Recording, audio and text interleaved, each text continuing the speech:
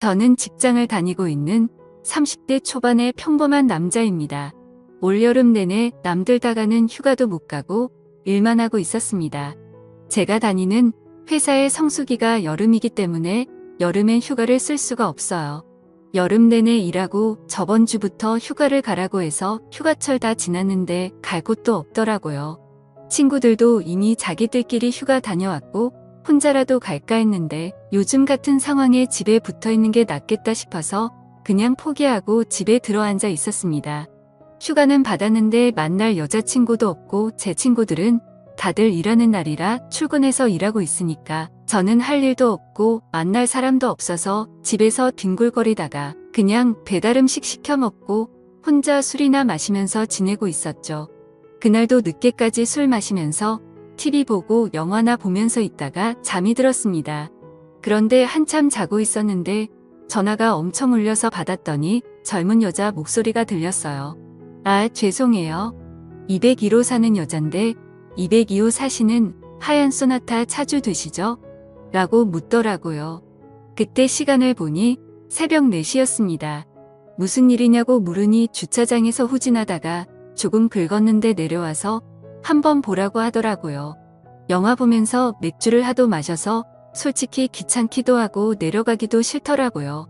그 여자의 말에 따르면 그렇게 티도 많이 안 나고 살짝 긁었다고 하길래 그냥 내가 내일 아침에 일어나서 확인하고 문제 있으면 전화 주기로 하고 다시 잠들었어요. 별일 아닐 거란 생각에 그대로 자다가 천천히 10시쯤 늦게 일어나서 주차장으로 걸어 내려왔습니다. 그런데 내려와서 제 차를 살펴보고는 깜짝 놀라서 기절하는 줄 알았습니다. 살짝 긁히는 개뿔 제 차 뒷범퍼를 완전 아작을 내놨더라고요. 그냥 칠만 조금 까졌으려나 생각하고 있었는데 이건 완전 범퍼 교체를 해야 할 수준이었어요. 아직 할부도 엄청 많이 남았는데 진짜 피가 거꾸로 솟고 열이 확 받더라고요. 아까 201호라고 했던 말이 생각나서 다시 2층으로 올라가 201호 문을 엄청 두드렸습니다. 뭐하는 여자인지 전화를 아무리 해도 받지도 않아서 어쩔 수 없이 문자를 남겼어요. 202호 사는 사람인데 차 확인했으니 연락해 달라고요.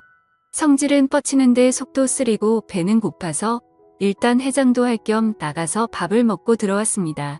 밥 다 먹고 집으로 들어오고 있는데도 연락이 오지 않더라고요. 평소 옆집 여자를 오며 가면 몇 번 봤기 때문에 얼굴도 알고 있고 제 핸드폰에 기록도 남아있기 때문에 나중에 발뺌은 못할 거라 생각하고 그냥 집에 가서 TV 보며 기다렸어요. 어차피 그 상황에서 제가 할 수 있는 일이 딱히 없더라고요. 상식이 있는 사람이라면 금방 연락 오겠지 하고 핸드폰만 바라보고 있었는데 아무리 기다려도 밤늦도록 전화가 오질 않았어요. 온갖 욕이란 욕은 다 하다가 시간이 너무 늦어서 잠들어 버렸습니다. 그리고 또다시 새벽에 제 핸드폰에 전화가 울리더라고요. 시계를 보니 이번에는 새벽 3시였습니다. 전화를 받아보니 사고를 낸 옆집 여자였어요. 지금 집 앞에서 기다리고 있으니 나와 보라고 하길래 옷만 대충 걸치고 뛰어나갔습니다. 옆집 여자는 얼굴이 빨개져서 자기가 잘못한 건 알고 있는지 얌전히 손 모으고 서 있었어요. 그녀에게 아작나버린 제 차 뒷범퍼를 보여주면서 이게 뭐냐고 난리를 피웠어요. 아니, 이게 그냥 살짝 박은 겁니까?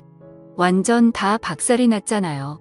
제가 말하면서 점점 더 화가 나는 스타일이라 막 따지다 보니까 언성이 점점 높아졌습니다. 그런데 이 여자도 성질이 보통은 아닌 게 처음엔 죄송하다고 하더니 제가 화를 내기 시작하자 기분이 나쁜 듯 고쳐주면 되죠. 별로 좋은 차도 아니면서 엄청 뭐라고 하시네? 라고 하는 겁니다. 남자 자존심이 있지. 저를 욕하는 건 참아도 제 차에 대해서 욕하는 건 못 참지 않습니까? 그 말에 저도 꼭지가 돌아서 서로 고함치듯 소리를 지르고 싸웠어요. 그 새벽 시간에 두 남녀가 동네 떠나갈 듯 소리를 지르고 싸웠더니 불 끄고 자고 있던 이웃 주민들이 불을 켜고 창문을 열고 조용히 좀 하라고 하더라고요. 저는 상당히 흥분한 상태라서 신경 끄고 잠들라고 소리를 질렀는데 옆집 여자가 먼저 이성을 찾고는 일단 집으로 들어가서 이야기하자고 저를 끌고 빌라 입구로 들어갔습니다. 저는 집으로 들여보내기도 싫고 아직 화가 안 풀려서 씩씩대고 있었는데 그녀가 일단 그럼 자기 집에 가서 이야기 좀 하자면서 현관문 열고 저를 끌고 들어갔어요. 저를 끌고 들어간 그녀는 진정하고 천천히 이야기하자면서 어디 좀 앉으라고 하는데 집안 꼬라지가 정말 말이 아니었습니다. 바닥에는 술병이 굴러다니고 과자 봉지에 배달 음식 먹은 것도 제대로 버리지도 않고 그대로 바닥에 나뒹굴고 있더라고요. 살면서 그런 집은 처음 봤습니다. 좀 어디에 앉으라고 하는데 어디에 앉아야 할지 모를 정도의 상황이었어요. 저는 평소에 결벽증까진 아니지만 집 청소 자주 하고 정리정돈 해둬야 마음이 편하거든요. 군대 다녀온 남자들이라면 무슨 말인지 공감하실 겁니다.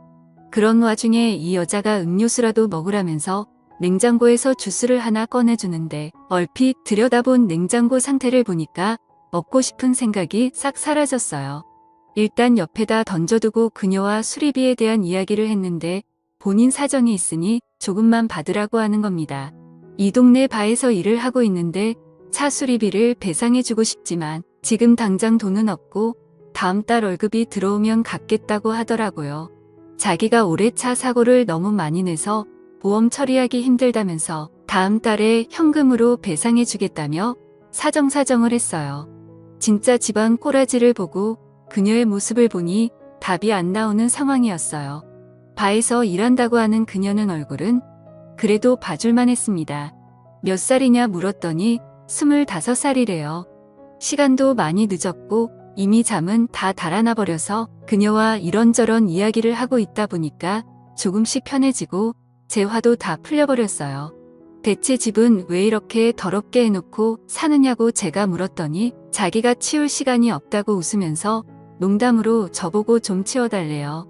제 성격상 어질러져 있는 꼴을 못 보기 때문에 쓰레기 봉투를 손에 들고 거실을 대충 치우기 시작했습니다. 쓰레기를 주워 담기 시작했더니 그녀도 민망했던지 옆에서 같이 청소를 했어요.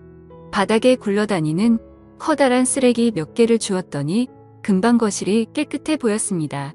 그녀도 깨끗해진 집에 만족하면서 고생했다 하고는 냉장고에서 맥주를 하나 꺼내 주더라고요. 집에 물은 없고 맥주밖에 없다면서 부끄럽다는 듯이 웃는데 제가 미쳤지 그 모습이 귀엽게 보였습니다. 둘이서 새벽 늦은 시간까지 이야기를 하면서 냉장고에 있는 맥주를 다 마셨어요. 피곤하기도 해서 나는 집에 들어가서 자야겠다고 일어나려는데 그녀가 술이 모자라다면서 밖에 나가서 사올 테니 더 마시잡니다. 모처럼 이야기도 통하는 친구를 만나서 너무 기분 좋다면서 저랑 술 친구 하자더군요.